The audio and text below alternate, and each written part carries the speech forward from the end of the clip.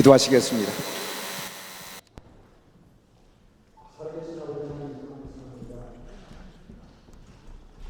하나님께서 만전에 얘기하신 귀한 성경상을 우리를 주셔서 이곳에서 만수의 정치, 천국의 정치를 주께서 준비하시고 이 정치 할 수 있는 놀라우신 오늘 그 시간 2박 3일 하루의 수요일 가운데 주님께서 성령으로 이곳에 임재하시고 저희들에게 한없는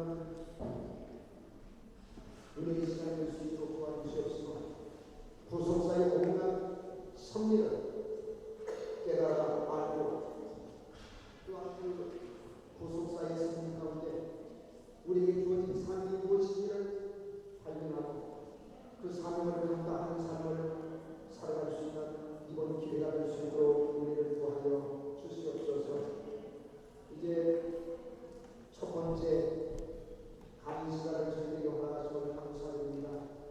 온 신경과 또한 마음을 집중해서 하나님의 말씀을 듣게 하시고 말씀을 들을 뿐만 아니라 깨닫는 이 시간이 될 수 있도록 도와주시옵소서.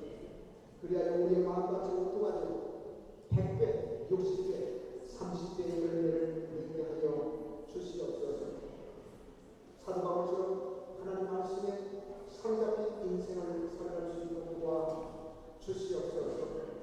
다시 한번 하나님께서 우리에게 주신 축복이 무엇인지를 깨닫게 하시고 그 축복 가운데서 우리의 사명을 발견하고 그 사명을 온전히 감당할 수 있는 귀한 언약의 자녀, 약속의 자녀가 될 수 있도록 도와주시옵소서.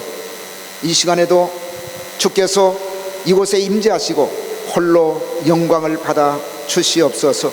살아계신 예수 그리스도의 이름 받들어 감사하며 기도드리옵나이다. 아멘. 자, 하나님 말씀 창세기 12장 같이 읽겠습니다.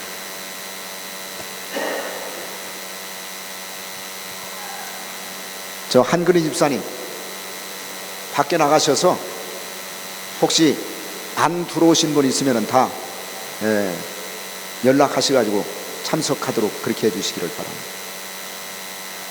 이게 마이크가 울리는데 잘 들립니까? 잘 들려요? 안 들려요? 이거 음을 이도원 아니 다 어디 갔어?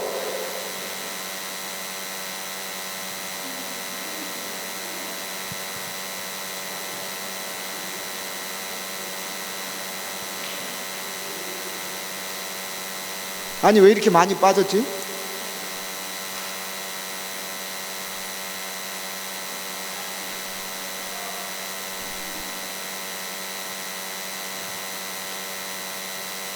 자, 창세기 12장 같이 됐습니다. 그게 좀 낫네. 자, 창세기 12장 1절에서부터 3절까지 같이 읽도록 하겠습니다. 자, 창세기 12장 1절에서부터 3절까지. 자, 3절밖에 되지 않기 때문에 같이 읽도록 하겠습니다. 자, 시작. 여호와께서 아브라함에게 이르시되 너는 너의 본토 친척 아비집을 떠나 내가 내게 지시할 땅으로 가라. 내가 너로 큰 민족을 이루고 내게 복을 주어 내 이름을 창대케 하리니 너는 복의 근원이 될지라. 너를 축복하는 자에게는 내가 복을 내리고 너를 저주하는 자에게는 내가 저주하리니 땅의 모든 족속이 너를 인하여 복을 얻을 것이니라 하신지라. 아멘. 이번 2박 3일 동안에 그 수련회 기간 동안에 강의는 3번밖에 없어요. 폐회까지. 오늘 한 번, 내일 한 번, 그 다음에 끝나는 날 월요일 날 오전에 한 번, 3번밖에 없습니다. 강의 시간이 너무 많으면 여러분들이 좀 힘들 것 같아서 강의 시간을 최대한 줄여서 3번밖에 하지 않습니다. 그래서 강의 시간에는 절대로 빠지지 말고 여러분들이 꼭 참석해 주시기를 바랍니다. 아멘. 우리가 창세기 구속사 시리즈 10권 지금 공부를 하고 있는데 첫 번째 주제가 뭐냐면 아브라함의 일생 노정입니다. 그건 이제 우리가 공부를 통해서 다 마쳤고, 그 다음에 두 번째 주제가 아브라함의 7대 언약과 하나님 나라입니다. 근데 그걸 교회에서는 하지 않았어요. 그리고 세 번째 주제인 10대 명령에 관해서 같이 말씀을 나누고 있는데, 그래서 이번 하계 수련의 기간 동안에는 우리가 그동안에 공부하지 않았던 두 번째 주제, 아브라함의 7대 언약과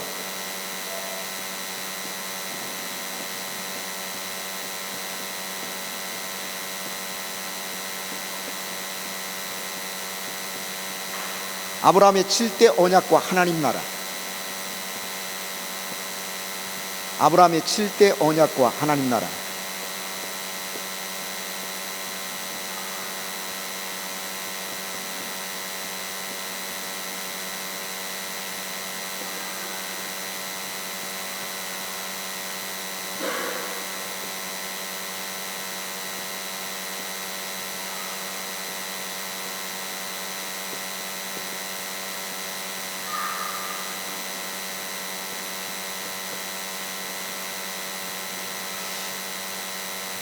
이 아브라함의 7대 언약과 하나님 나라에 관해서 같이 이번 하계 수련의 기간 동안에는 공부를 하게 될 것입니다. 근데 과거에 그 구속사 시리즈에 보면 아브라함의 7대 언약이 책에 나와 있어요. 근데 이번에 내용하고 다른 점 뭐냐면 이 아브라함의 7대 언약을 하나님 나라하고 연결을 시킨 겁니다. 하나님 나라하고 연결을 시킨 거예요. 그래서 우리가 과거에 하나님이 아브라함과 맺었던 7가지 언약에 대해서 공부를 한 적이 있지만 그 내용하고는 좀 달라요. 그 내용을 뭐하고 연결을 시켰다고요? 하나님 나라하고 연결을 시켰습니다. 하나님 나라. 그래서 이번에 그 10권에 기록되어 있는 아브라함의 7대 언약과 하나님 나라는 우리가 그동안에 공부했던 내용하고는 좀 다른 측면에서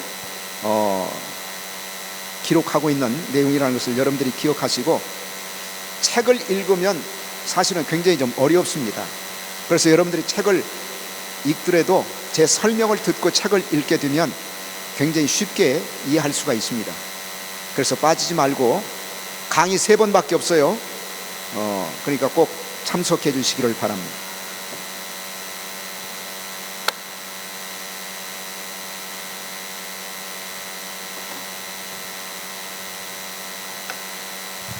자, 하나님이 인간에게 주신 특권이 있어요. 특권.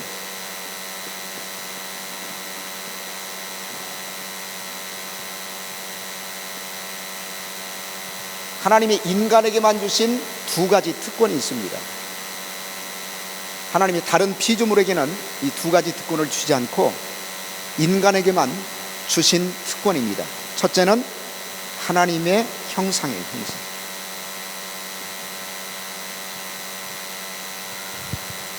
창세기 1장 26절과 27절에 보시면 하나님이 사람을 창조하실 때 하나님의 형상대로 창조했다, 그렇게 말씀하고 있습니다. 다른 피조물은 하나님의 형상대로 창조하지 않았어요. 유일하게 사람만 하나님의 형상대로 창조하셨습니다. 그래서 우리 인간은 누구를 닮은 존재로 만들어졌느냐? 하나님을 닮은 존재로 만들어진 거예요. 하나님을 닮은 존재로 만들어진 것입니다. 자, 그 다음에 두 번째로 하나님이 인간에게 주신 2번째 특권은 뭐냐면 하나님의 언약이에요. 하나님의 언약입니다. 언약.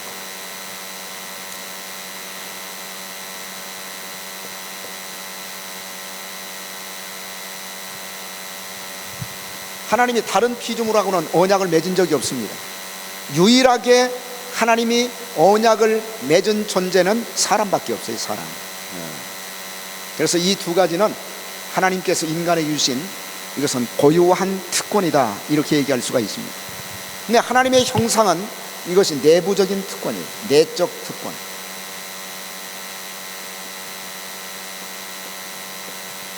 왜냐하면 하나님의 형상은 눈에 보이지 않습니다.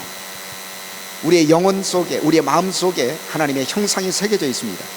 그래서 하나님의 형상을 내적인 특권이라고 얘기할 수가 있다면, 하나님의 언약은 이것은 외적인 특권이에요.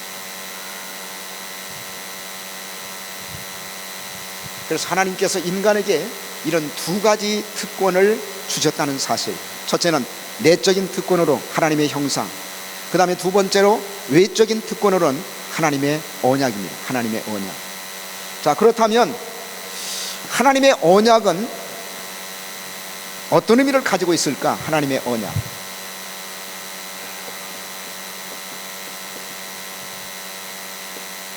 하나님의 언약은 구속사의 연결고리입니다.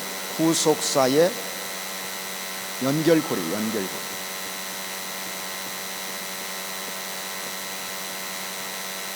하나님의 언약은 뭐라고요? 구속사의 연결고리입니다. 우리가 성경 전체의 역사를 구속사라고 얘기하거든요. 구속사란 말은 타락한 인간을 구원하시는 하나님의 역사, 그게 성경 전체의 히스토리입니다. 역사입니다. 역사. 근데 그 구속사를 연결시키는 고리가 뭐냐면 언약이에요. 언약. 그래서 언약은 시대마다 하나님께서 사람들과 언약을 맺으시고, 그것을 고리로 해서 하나님의 구속사를 진행하시고 그 다음에 이끌어 가셨습니다.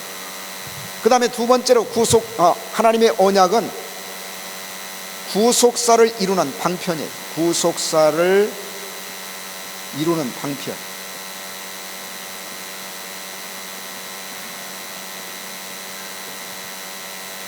하나님의 언약은 구속사를 이루는 하나의 방편입니다. 방편. 여러분, 성경을 가리켜서 언약의 책이라고 얘기하지 않습니까?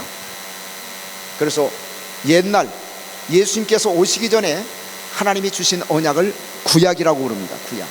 예수님이 오시고 난 후에 새롭게 주신 언약을 뉴 테스트먼트, 신약이라고 얘기합니다.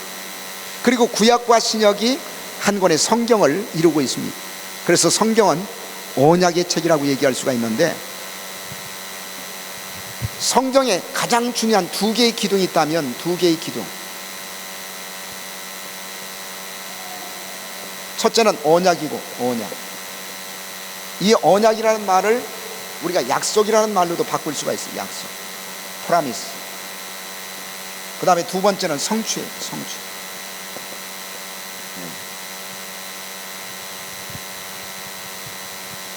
이게 무슨 얘기냐면, 하나님은 시대마다 사람들과 언약을 맺습니다. 다시 말씀을 드리면 약속을 해요. 약속. 사람도 약속하지 않습니까? 그 다음에 그 약속을 성취하세요. 성취하세요. 그래서 언약과 성취는 구속사를 이루는 가장 중요한 두 개의 방편입니다. 첫째는 뭐라고요? 구속사를 이루는 두 개의 방편. 첫째는 뭐냐면 언약 혹은 프라미스, 약속이고, 그 다음에 두 번째는 성취입니다. 하나님은 언약하시고 약속하시고, 그 다음에 시간이 지나고 나면 그 약속을 또 성취하세요. 그러면서 하나님의 구속사가 이루어지고, 그 다음에 하나님의 구속사가 진행되는 것입니다. 우리가 성경을 보면 제일 먼저 언약을 맺었던 사람이 누구냐면 아담이죠. 아담. 그리고 제일 먼저 맺었던 언약은 행위 언약입니다. 행위 언약. 이게 창세기 2장 17절에 기록되어 있어요. 하나님께서 동산 중앙에 선악과를 만드시고 다른 모든 나무의 실과는 먹되 동산 중앙에 있는 선악을 알게 하는 나무의 실과는 먹지 말라. 먹는 날에는 정령 죽으리라. 이것을 행위 언약이라고 얘기합니다. 행위 언약. 성경에 기록되어 있는 첫 번째 언약이에요. 그 다음에 아담이 타락하고 난 후에 하나님께서 아담과 맺었던 두 번째 언약이 뭐냐면 여자의 후손 언약입니다. 이게 창세기 3장 15절에 기록되어 있습니다. 창세기 3장 15절에 기록되어 있습니다. 그 다음에 이제 두 번째 언약을 맺었던 사람이 노아죠. 노아는 무지개 언약을 맺었습니다. 무지개 언약. 창세기 9장 11절에서 17절까지 기록되어 있습니다. 무지개 언약. 그 다음에 세 번째로 언약을 맺었던 사람이 누구냐면 아브라함입니다.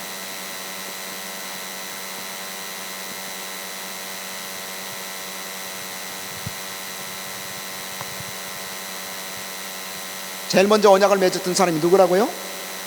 아담. 그 다음에 두 번째 언약을 맺었던 사람은 노아. 그리고 세 번째 언약을 맺었던 사람은 아브라함입니다. 아브라함. 자, 하나님이 아브라함과 언약을 맺었는데 그 아브라함과 맺었던 언약의 세 가지 특징이 있어요. 특징.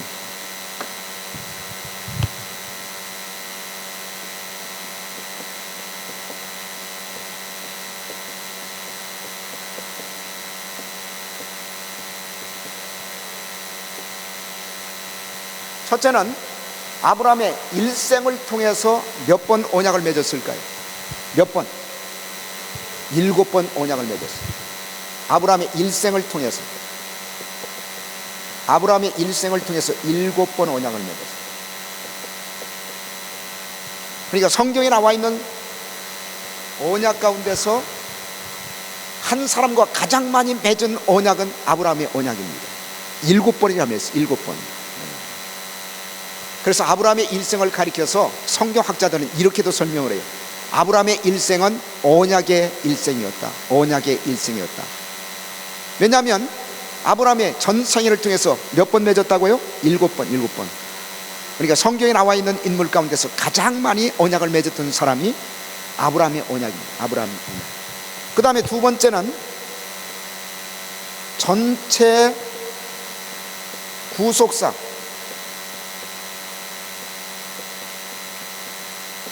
전체 구속사를 압축한 설계도예요. 설계도. 아브라함의 언약은 성경 전체 구속사를 압축하고 있는 일종의 구속사의 설계도 혹은 구속사의 뼈대라고 얘기할 수가 있습니다. 그래서 여러분이 다른 언약도 여러분들이 알아야 되지만 가장 중요한 언약은 바로 하나님이 아브라함과 맺었던 7번의 언약이에요. 그게 구속사의 뼈대고 그 다음에 구속사의 설계도입니다. 설계도. 그 다음에 세 번째 내용은 뭐냐면 하나님 나라 건설에 관한 내용을 담고 있어요. 하나님 나라 건설.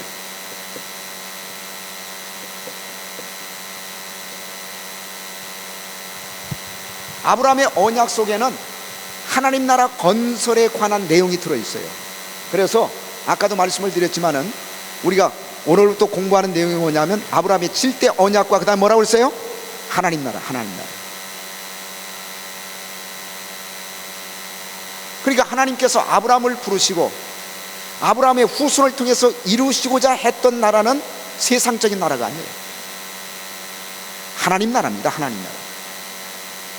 그래서 아브라함의 언약 속에는 하나님 나라 건설의 내용이 다 들어있어요.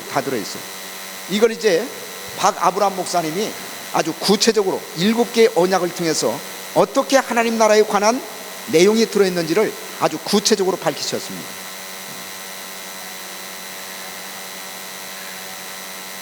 자, 아브라함 언약의 특징. 첫째로 일생 동안 몇 번 맺었다고요? 7번. 그 다음에 두 번째는 전체 구속사를 압축하고 있는 설계도다.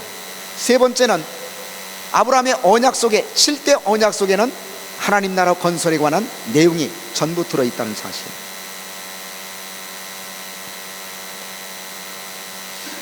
여러분, 나라가 만들어지기 위해서는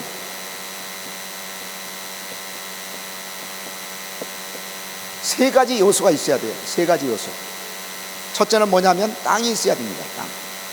그 다음에 두 번째는 백성이 있어야 돼요. 백성. 그 다음에 세 번째는 주권이 있어야 돼요. 주권.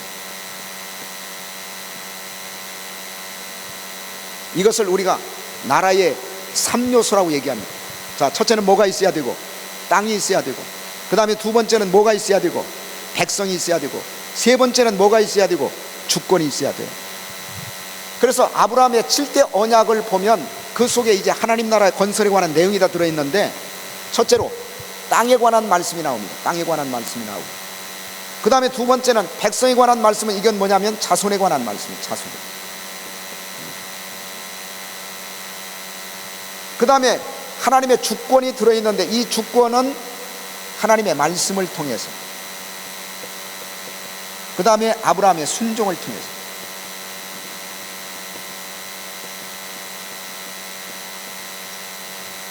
자, 하나님의 주권은 잘 들으세요.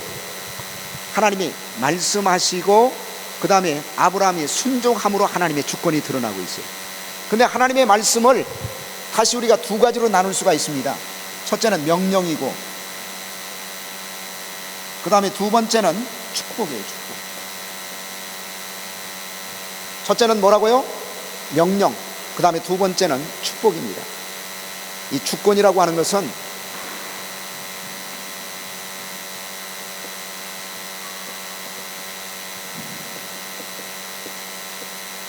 영어로는 사번티라고 얘기하는 사번티. 이 주권이라고 하는 것은 쉽게 말씀을 드리면 주인이 되는 권리입니다. 주인 주자에다가 권리권자거든요. 주인이 되는 권리예요. 주인이 되는 권리. 자, 하나님의 주권은 뭐냐면 하나님이 우주 만물의 주인이시고 내 인생의 주인이시다, 그 얘기입니다. 하나님이 우주 만물의 주인이시고 내 인생의 주인이신데, 하나님의 주권을 어떻게 나타내시냐면 말씀하심으로. 그 말씀을 우리는 두 가지 측면에서 다시 생각할 수가 있습니다. 첫째는 하나님이 명령하세요. 명령. 여러분, 주인이 명령할 수가 있지 않습니까? 주인이기 때문에 명령할 수가 있는 거예요. 종은 명령할 수가 없어. 하나님이 우주 만물의 주인이시고 내 인생의 주인이시고 인간의 주인이시기 때문에 하나님은 항상 명령하세요. 명령. 그 명령 자체가 뭐냐면 하나님의 주권을 나타내고 있다는 얘기입니다. 그리고 두 번째는 하나님이 명령하실 뿐만 아니라 또 축복하세요. 복을 주세요. 복이라고 하는 것은 높은 자가 낮은 사람에게 베푸는 것이 복입니다. 히브리서 7장 7절에 보시면 높은 자가 낮은 자에게 베푸는 것이 복이라고 했어요. 하나님은 주인이시기 때문에 우리보다 높은 분이에요. 그리고 그분이 주인이시기 때문에 우리에게 복을 베풀 수가 있어요. 그분이 우리에게 블레싱, 축복할 수가 있는 것입니다. 그러면 우리는 우리 인생의 주인이신 하나님이 우리에게 명령하시고 그 다음에 축복하실 때 우리는 그 말씀 앞에 순종해야 돼요. 순종할 때 하나님의 주권이 나타날 수가 있는 것입니다. 그래서 아브라함의 7대 언약 속에는 이 하나님 나라의 세 가지 요소가 다 들어있어요. 첫째는 뭐냐면 땅에 관한 말씀이 들어있고, 그 다음에 두 번째는 자손에 관한 말씀, 자손에 관한 말씀이 들어있고, 세 번째는 하나님의 주권이 그 속에 분명하게 드러나고 있습니다. 그것을 통해서 하나님의 아브라함과 7번 언약을 맺은 궁극적인 목적은 뭐냐? 아브라함의 자손을 통해서 그냥 단순한 이 세상 나라, 이스라엘 민족, 이스라엘 국가를 세우려는 것이 목적이 아니라 그 이스라엘 국가는 하나님이 통치하시는 일종의 하나님 나라, 하나님이 통치하시는 하나님 나라라고 하는 그런 목적을 가지고 하나님이 아브라함과 언약을 맺었다는 얘기입니다. 그래서 이 두 번째 주제는 단순히 그냥 아브라함의 7대 언약이 아니에요. 그 7대 언약 속에 들어있는 하나님 나라, 이 하나님 나라를 박아브라함 목사님이 아주 구체적으로 설명을 해주고 있습니다. 자, 그렇다면 첫 번째 언약을 한번 생각해 보도록 해요. 첫 번째,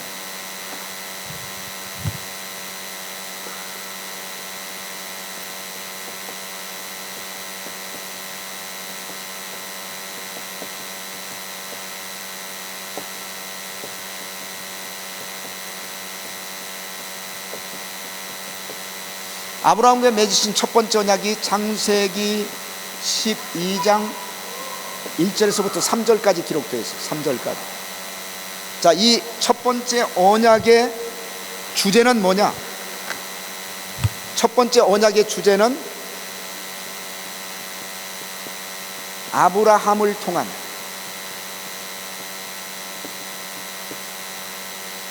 통한 큰 민족의 약속, 그 다음에 복이 됨. 아브라함을 통한 큰 민족의 약속, 그 다음에 복이 됨. 제가 영어로 좀 시간이 걸리더라도 내가 적어드리도록.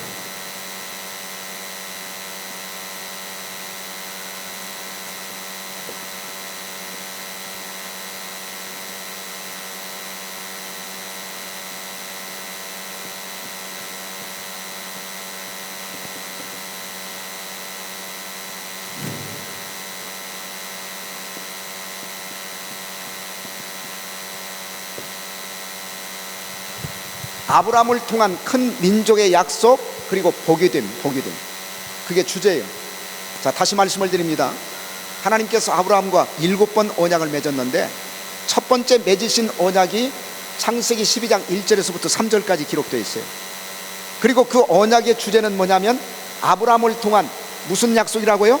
큰 민족의 약속. 그 다음에 아브라함이 복이됨. 이 내용을 가지고 하나님께서 첫 번째 언약을 맺었습니다.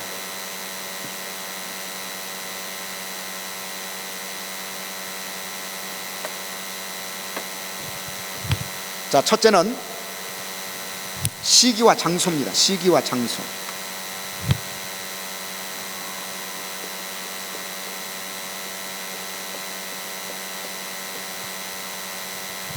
자, 창세기 12장 1절부터 3절까지 다시 한번 읽겠습니다. 자, 창세기 12장 1절부터 3절까지.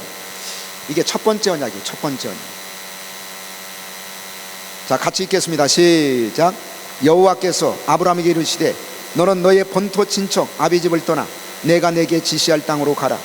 내가 너로 큰 민족을 이루고 내게 복을 주어 내 이름을 창대케 하느니 너는 복의 근원이 될지라. 너를 축복하는 자에게는 내가 복을 내리고 너를 저주하는 자에게는 내가 저주하니 땅의 모든 족속이 너를 인하여 복을 얻을 것이니라 하신지라. 이게 하나님이 아브라함과 맺었던 첫 번째 언약이에요.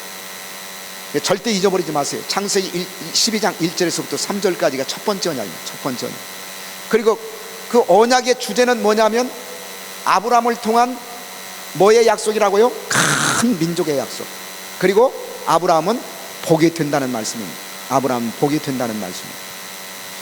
근데 자, 이 첫 번째 언약의 시기와 그 다음에 장소는 어디였을까? 제가 결론적으로 시기는 아브라함 75세입니다. 아브라함 75세. 그 다음에 장소는 어디에서 언약을 맺었어요? 하란에서 맺었어요. 하란. 그러니까 하나님께서 아브라함과 언약을 맺었던 첫 번째 장소는 뭐냐면 하란입니다. 하란. 그래서 창세기 12장 1절에서부터 3절까지는 아브라함이 하란을 떠나기 직전에 하나님과 맺은 언약이에요. 그리고 그때 아브라함의 나이가 75세였습니다. 자, 4절 같이 한번 읽겠습니다. 창세기 12장 4절 말씀.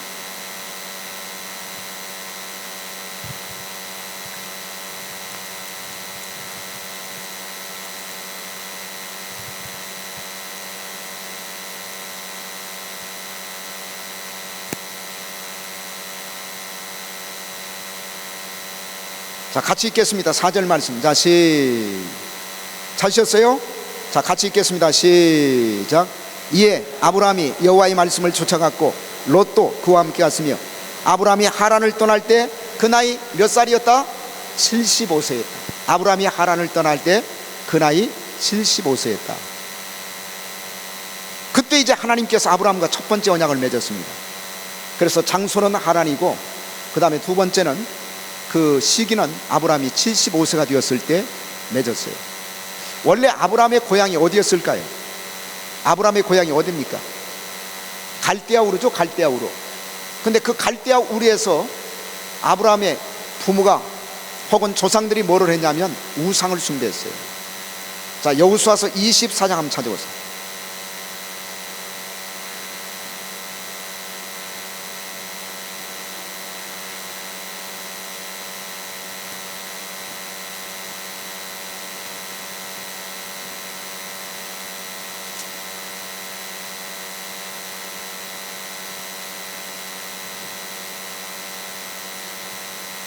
자, 2절과 3절 같이 한번 읽겠습니다. 자, 2절과 3절 말씀. 자, 시작. 여호수아가 모든 백성에게 이르되 이스라엘 하나님 여호와의 말씀에 옛적에 너희 조상들 곧 아브라함의 아비 나홀의 아비 데라가 강 저편에 거하여 다른 신들을 섬겼으나 내가 너희 조상 아브라함을 강 저편에서 이끌어내어 가나안으로 인도하여. 거기 보세요. 여기 2절에 보시면 옛적에 너희 조상 곧 아브라함의 아비 나홀의 아비 데라가 강 저편에 거하여. 강 저편은 유프라데스 강을 얘기하고, 유프라데스 강을 강 저편에 거했다고 하는 것은 유프라데스 강 저편에 있었던 갈대아 우르에서 여기 뭐라고 얘기했습니까? 다른 신들을 섬겼다. 그러니까 아브라함은 믿는 가정에서 태어난 사람입니까? 불신자의 가정에서 태어났을까요? 불신자의 가정에서 태어난 사람이에요. 아버지가 우상을 숭배했으니까. 그렇기 때문에 갈대아 우르에 있을 때는 절대로 아브라함이 믿음의 사람이 될 수가 없어요. 믿음의 조상이 될 수가 없습니다. 갈대아 우르는 육신적으로 봤을 때는 굉장히 문명이 발달한 곳이고, 그 다음에 물질이 풍부한 곳이었지만 영적으로 봤을 때는 일종의 쓰레기통이에요. 우상을 숭배하는데 무슨 거기에서 믿음의 인물이 나올 수가 있겠습니까? 그래서 하나님께서 그 갈대아 우르, 우상을 숭배하던 땅에서 하나님이 아브라함을 선택하시고 불러내신 거예요.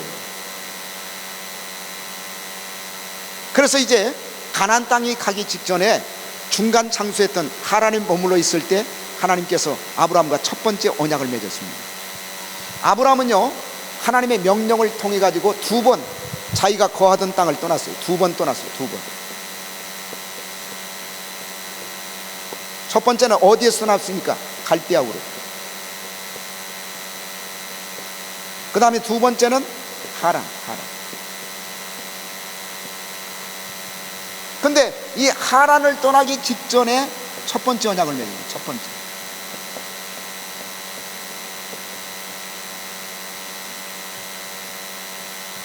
그때 아브라함의 나이가 바로 75세였습니다. 75세. 자, 두 번째.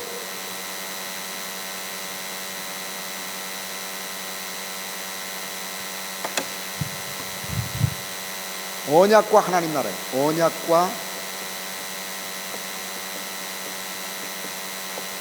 아브라함과 맺었던 언약 속에는 하나님 나라가 다 들어가 있다고 제가 말씀을 드렸죠. 그래서 단순한 언약이 아니고 아브라함을 통해서 궁극적으로 가나안 땅에서 하나님 나라를 건설하기 위해서 7번 언약을 맺은 겁니다. 자, 첫째로 하나님께서 아브라함에게 땅을 약속하셨어요.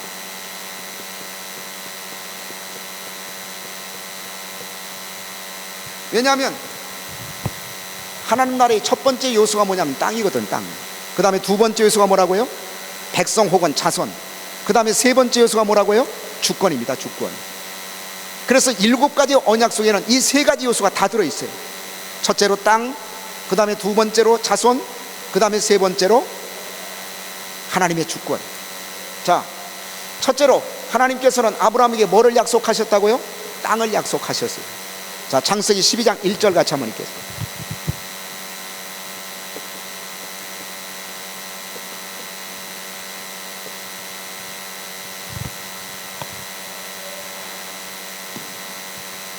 자, 같이 읽겠습니다. 창세기 12장 1절 말씀입니다. 시작.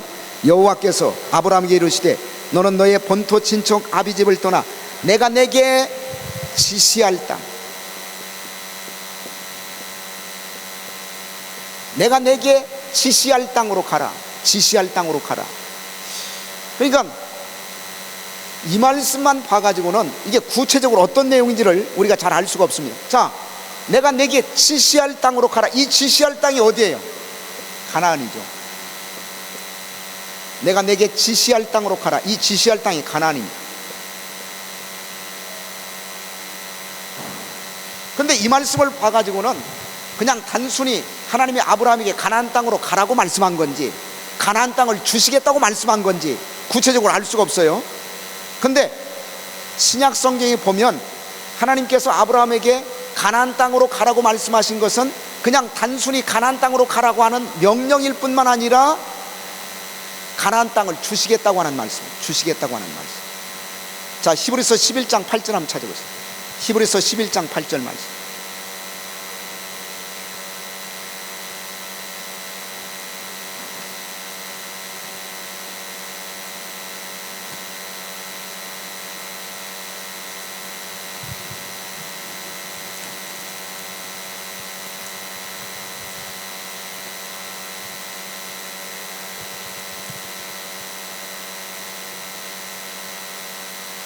자, 히브리서 11장 8절 같이 한번 읽겠습니다. 그렇게 밝히니까 좋네. 자, 찾으셨으면 같이 읽겠습니다. 히브리서 11장, 성경을 다 찾으세요. 갖고 오신 분들은 여러분이 성경을 찾아서 읽어야 머릿속에 각인될 수가 있습니다. 자, 8절 같이 한번 읽겠습니다. 자, 시작. 믿음으로 아브라함은 부르심을 받았을 때 순종하여 장래 기업으로 받을 땅에 나갈새 갈 바를 알지 못하고 나갔습니다. 거기 보세요. 믿음으로 아브라함은 부르심을 받았을 때 순종하여 그냥 땅이 아니라 장래 기업으로 받을 땅, 장래 기업으로 받을 땅. 그러니까 하나님이 아브라함에게 가나안 땅으로 가라고 한 것은 그냥 단순히 가나안 땅에 가서 살아라 이 말씀이 아니라 이 가나안 땅을 너에게 기업으로 주시겠다고 하는 말씀이에요. 장래 기업으로 받을 땅. 그래서 하나님은 아브라함에게 제일 먼저 뭐를 약속하셨다고요? 땅을 약속하신 거예요. 그리고 그 가나안 땅이 바로 하나님께서 하나님 나라를 만들려고 준비하셨던 땅입니다. 가나안 땅. 그래서 단순한 땅하고 달라요.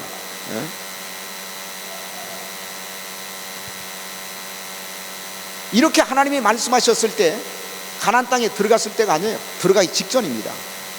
그리고 아브라함은 사도행전 7장에 보시면 가나안 땅에 단 한 평의 땅도 없었어요. 근데 하나님께서 앞으로 너에게 기업으로 주겠다, 가나안 땅을 기업으로 주겠단 말이고, 그래서 들어가라고 명령하셨을 때 아브라함이 그 약속의 말씀을 믿고 순종해서 가나안 땅으로 들어갔다고 하는 사실. 자, 그 다음에 두 번째로, 하나님 나라는 땅만 있는 것이 아니고 하나님 나라의 두 번째 요소는 뭡니까? 두 번째 요소는 자손이죠. 그래서 하나님께서는 아브라함에게 뭐를 약속하셨다? 자손을 약속하셨어요. 하나님 나라가 만들어지기 위해서는 땅만 가지고 안 돼요. 거기에 하나님의 백성들이 거해야 됩니다. 그 하나님의 백성들은 아브라함의 자손을 통해서 이루어질 하나님의 백성들이에요. 그래서 하나님은 아브라함에게 자손을 약속하셨어요. 자손을 약속하셨어요. 자, 창세기 12장 2절 같이 한번 읽겠습니다. 창세기 12장 2절 말씀.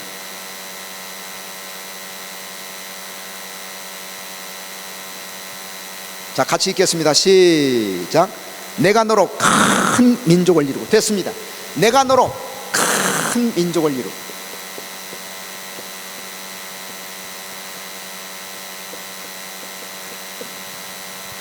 이게 바로 뭐냐면 자손에 관한 약속이에요. 자손. 내가 너를 통해서 큰 민족을 이룬다. 그러면 큰 민족을 이루기 위해서는 반드시 뭐가 있어야 돼요? 자손이 있어야지. 그러니까 자손을 전제하고 있는 말씀이에요. 전제하고 있는 말씀. 내가 너를 통해서 큰 민족을 이루겠다. 뭐를 주어서? 자손을 주어서 그 자손이 번성해 가지고 마침내 큰 민족을 이루겠다. 하나님이 그렇게 말씀하셨어요. 그래서 이것은 자손에 관한 약속입니다. 자손에 관한 약속. 자손.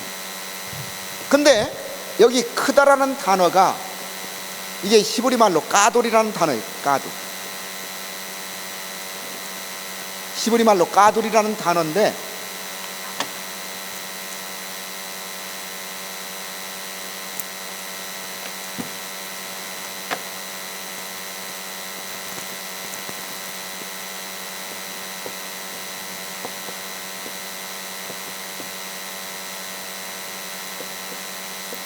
크기에 있어서 크기에 있어서 클 뿐만 아니라 중요성에 있어서도 크다는 얘기예요. 중요성.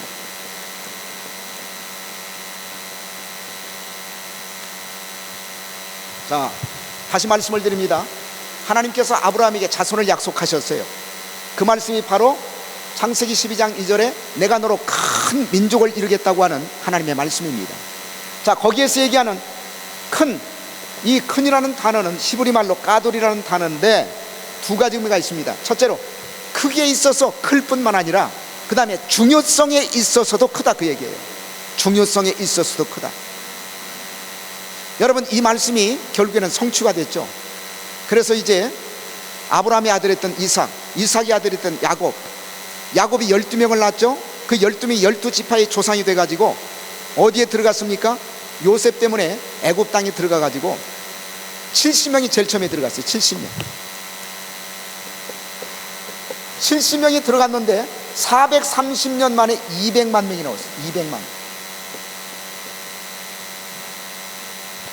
70명이 들어가지고 430년 만에 200만 명이 넘는 그런 민족으로 성장한 거예요. 민족으로. 그래서 크게 있어서 클 뿐만 아니라 중요한 것은 그 민족이 바로 이스라엘 민족인데, 이스라엘 민족은 구약시대에 이 세상에 존재했던 민족 가운데서 가장 중요한 민족이에요. 가장 중요한 민족입니다. 왜 그런 줄 아세요? 구속사의 주역으로 쓰임을 받은 거예요. 유일하게 구약시대에 하나님 앞에 쓰임을 받았던 민족은 이스라엘 민족밖에 없어요. 그러니까 그 중요성에 있어서도 굉장히 크다, 그런 얘기입니다. 어떤 사람이 중요한 사람이냐? 하나님 앞에 쓰임받는 사람이 중요한 사람이에요. 여러분 꼭 기억하세요.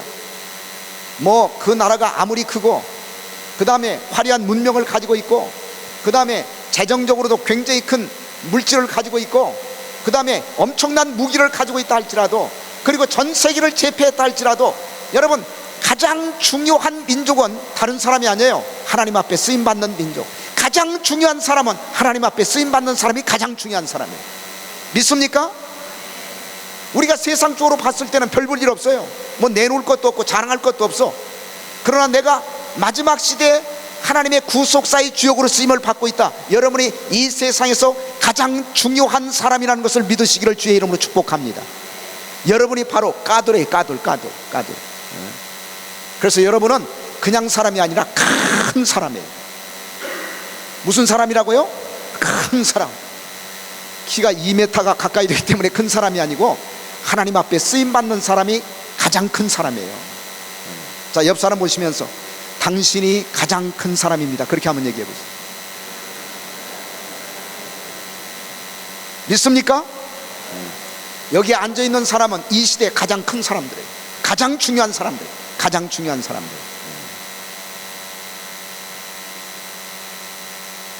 자, 세 번째로, 자, 하나님 나라가 이루어지기 위해서는 땅만 있어서도 안 돼요. 그 다음에 두 번째로 자손 백성만 있어서도 안 됩니다. 세 번째 요소가 있어야 돼요. 세 번째 요소가 뭐냐면 하나님께서는 하나님의 주권을 나타내시죠. 하나님의 주권. 하나님의 주권을 나타냈습니다. 자, 창세기 12장 2절 같이 한번 읽겠습니다. 창세기 12장 2절 말씀.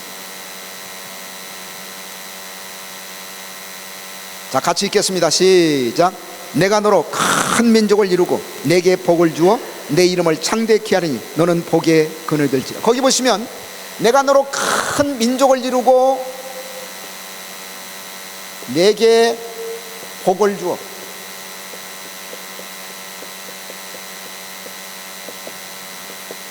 이 구절이 뭐냐면 하나님의 주권을 나타내는 거예요. 하나님의 주권.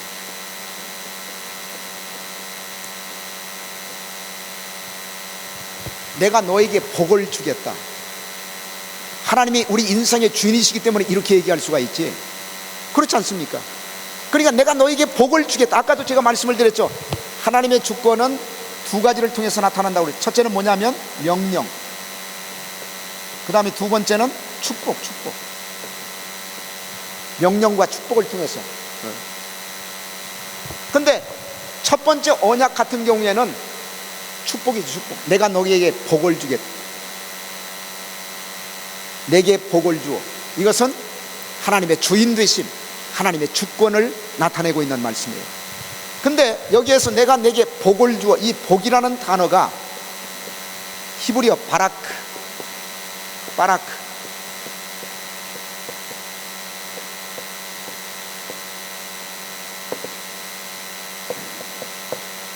바라크의 강조형을 사용하고 있어요. 강조형.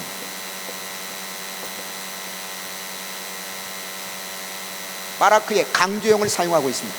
그러니까 이 말씀은 무슨 얘기냐면, 우리 한글 성경에는 잘 드러나지 않고 있지만은 영어 성경도 마찬가지. 원문 성경으로 보면 하나님이 아브라함에게 내가 너에게 복을 주겠다. 이것은 단순히 그냥 복을 주겠다는 얘기가 아니고 반드시 엄청난 복을 주겠다, 그 얘기예요. 반드시 엄청난 복을 주겠다. 아니, 하나님이 주인이시니까 그런 얘기 할 수가 있지. 그러니까 하나님의 주권을 나타낸 거라니까요. 만약에 종 같으면 그렇게 얘기할 수가 있습니까? 종은 오히려 복을 받아야 될 사람인데, 내게 복을 주어 반드시 엄청난 복을 주겠다. 이 말씀의 근거에서 창세기 12장 2절과 3절에 보시면 이런 축복들이 계속 주어집니다. 첫째는 뭐냐면 내 이름을 창대케 한다.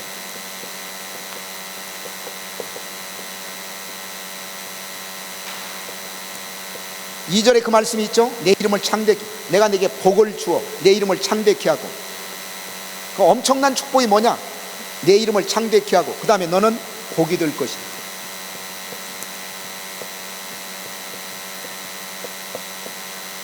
우리 한글 성경에 보시면 창세기 12장 2절에 내가 너로 큰 민족을 이루고 내게 복을 주어 내 이름을 창대케 하리니 너는 복에 뭐라고 그랬어요? 근원이 될 것이다. 근데 원문 성경은 근원이라는 단어가 없어요. 그냥 너는 복이 될 것이다. 복이 될 것이다.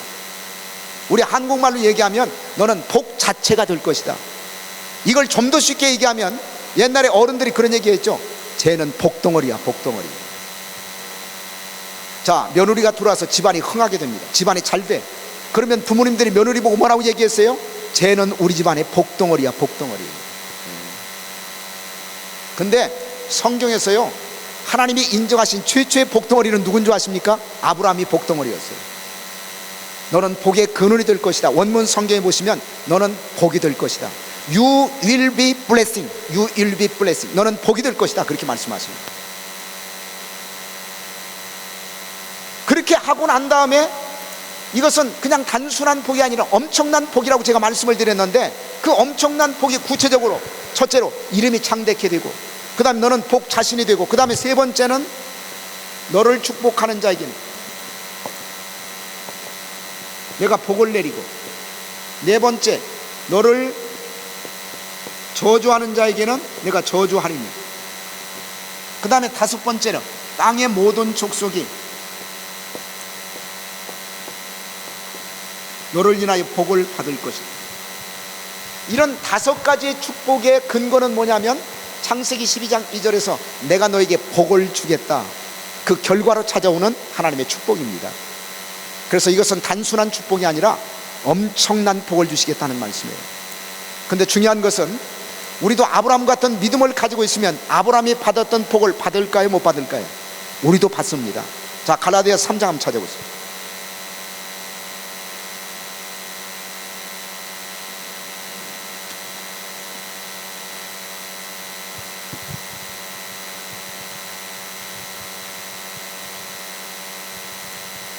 자, 갈라디아 3장 같이 한번 읽겠습니다. 갈라디아 3장.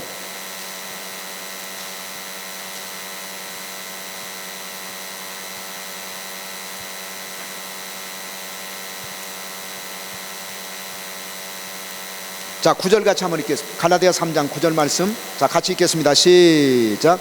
그러므로 믿음으로 말미암은 자는 믿음이 있는 아브라함과 함께 복을 받느니라. 저와 여러분도 아브라함 같은 믿음을 가지고 있으면 하나님께서 아브라함에게 엄청난 복을 주시겠다고 하는 그 축복이 우리에게도 동일하게 임하게 될 줄로 믿습니다. 할렐루야. 근데 하나님의 주권은 하나님의 명령과 축복을 통해서 주어지지만 반드시 그 받는 사람이 순종을 해야 돼요. 그러면 아브라함이 순종했을까요, 안 했을까요? 순종했습니까, 안 했습니까? 아브라함이 순종했어요. 자, 창세기 12장 4절 같이 한번 읽겠습니다. 창세기 12장 4절 말씀.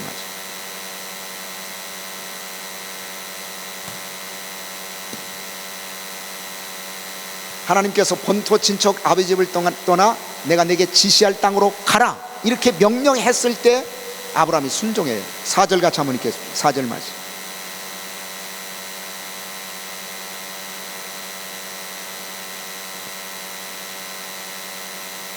자, 같이 읽겠습니다. 시작. 이에 아브라함이 여호와의 말씀을 쫓아갔고 롯도 그와 함께 갔으며 아브라함이 하란을 떠날 때 그 나이에 75세였더라. 이에 아브라함이 여호와의 말씀을 쫓아갔고, 다른 말로 얘기하면 여호와의 말씀 앞에 순종했고, 순종. 아브라함은 순종했어요. 아브라함이 순종함으로 인해 가지고 하나님의 주권을 드러낸 겁니다. 하나님의 주권을 인정한 거예요. 그래서 하나님의 주권을 인정하는 사람들은 반드시 그 말씀 앞에 순종해요. 순종.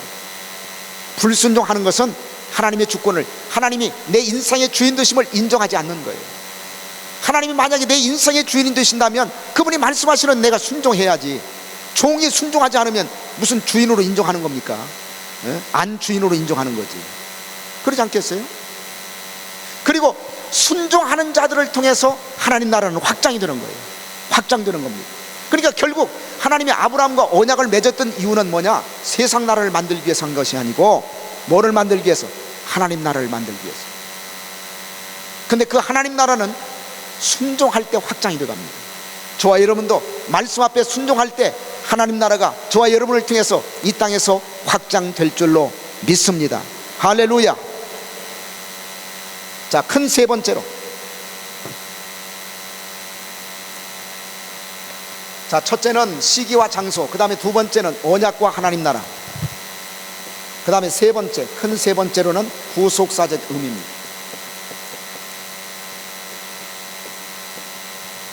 자, 하나님께서 아브라함과 맺은 첫 번째 언약의 구속사적인 의미는 어떤 의미를 가지고 있을까? 자, 3절 같이 한번 읽겠습니다. 3절 말씀. 창세기 12장 3절 말씀. 자, 같이 읽겠습니다. 시작. 너를 축복하는 자에게는 내가 복을 내리고 너를 저주하는 자에게는 내가 저주하니 땅의 모든 족속이 너를 인하여 복을 땅의 모든 족속이 너를 인하여 복을 얻을 것이니라. 땅의 모든 족속이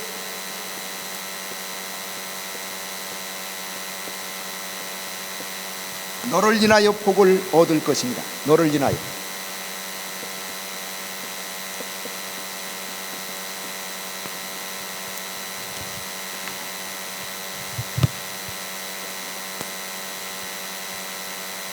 우리가 그냥 한글 성경이나 영어 성경을 보면 땅의 모든 족속이 너를 인해서 복을 얻는다. 그러니까 너를 인해서 아브라함을 통해서 복을 받는구나, 이렇게 생각할 수가 있죠.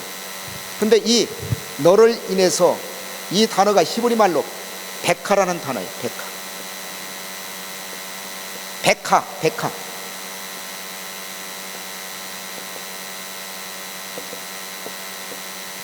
베카라는 단어인데 이 말의 뜻이 뭐냐면 내 안에서, 그런 뜻이에요. 내 안에서.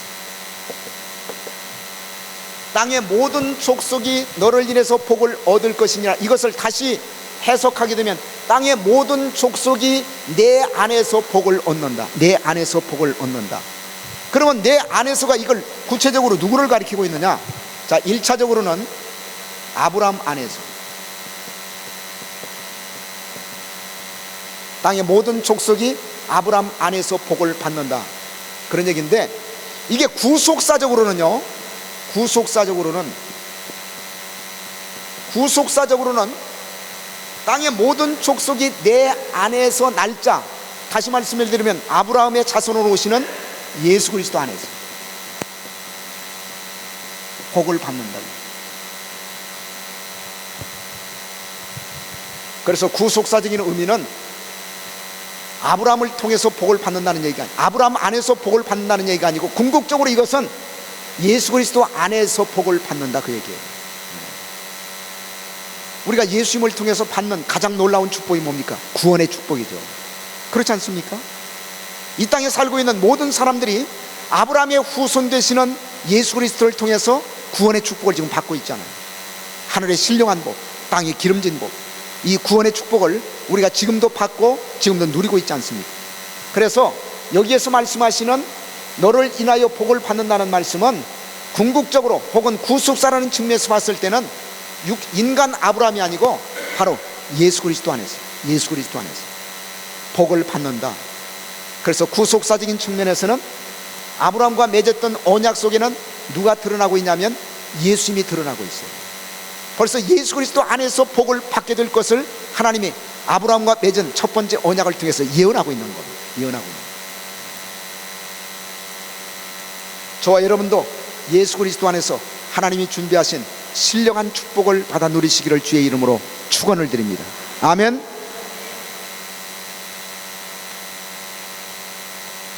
자, 두 번째 언약. 자, 여기까지가 바로 첫 번째 언약이에요. 첫 번째 언약. 자, 아브라함과 맺었던 두 번째 언약. 근데 첫날이라 좀 힘드시죠? 차 타고 오는데 집사람이 그러더라고요. 무조건 그냥 밀어붙이지 말고 성도들의 상태를 봐가면서 천천히 하라고, 천천히 하라고. 제가 집사람 말씀 앞에 순종하도록 하겠습니다. 여러분들 보니까 굉장히 피곤한 표정이에요. 그래서 오늘 하나만 하도록 하겠습니다. 하나 하고 내일 시간이 되는 대로 계속하고, 만약에 이번에 다 못하면 우리가 교회 가서 주일날 하면 되죠 뭐. 자, 기도하도록 하겠습니다. 살아계신 아버지 하나님, 감사합니다. 하나님께서 아브라함과 7번 언약을 맺었는데 그 속에는 하나님 나라의 내용이 전부 들어있다는 사실을 새롭게 깨닫습니다. 다시 한번 이 말씀을 통해서 하나님의 놀라우신 섭리를 발견하고 하나님 앞에 영광과 찬양과 존귀를 돌립니다. 하나님께서 아브라함에게 허락하셨던 이 하나님 나라가 오늘 우리에게도 허락하시는 하나님의 축복임을 깨닫게 하시고, 우리를 통해서 하나님 나라가 확장되게 하시고 하나님 나라가 이 땅에서 이루어질 수 있도록 은혜를 도하여 주시옵소서. 두 번째, 세 번째, 네 번째 맺은 언약 속에 담겨져 있는 하나님 나라를 계속해서 이번 여름 수련을 통해서 배울 수 있도록 은혜를 도하여 주시옵소서. 다음 시간에도 함께하여 주실 것을 믿사옵고 살아계신 예수 그리스도의 이름 받들어 감사하며 기도드리옵나이다. 아멘. 자, 영광의 박수 하나님 앞.